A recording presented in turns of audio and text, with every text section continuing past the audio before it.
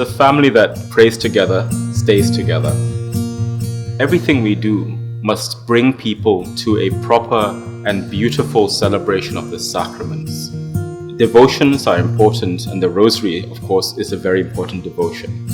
Our Lady of Fatima, just over 100 years ago, promised that the Rosary really is the weapon and the solution for our times, for all the many troubles that we may have, particularly in our struggle for family life. And I think we must learn to pray the Rosary in an imaginative way. You don't have to gather your child, make them sit down and sit quietly, and we just recite the Rosary. Movement is important. So the fact that we use beads and that we move our hands and our fingers along those beads is very important. But with children, for example, you can have a giant rosary that you can use together. Or when you have enough children, you can form them up, line them up in 10, and each one says one Hail Mary. Or you could also use art. Pope Benedict XVI, he tells us that art is so important in catechesis. So do use beautiful art from the classical traditions of the Church to help your children to pray and to engage with the mysteries. You can also use music.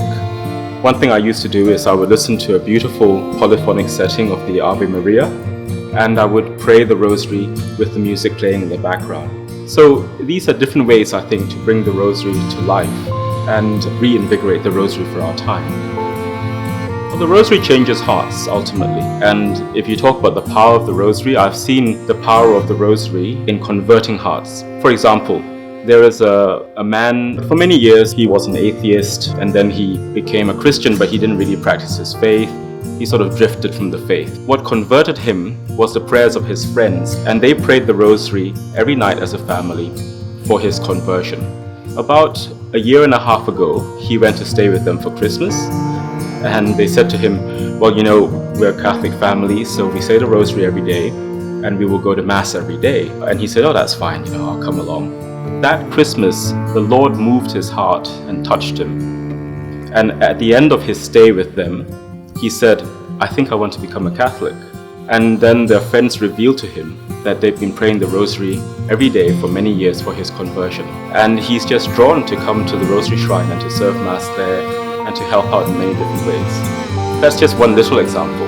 Your faithful witness as parents will be essential if you want your children to pick up the faith.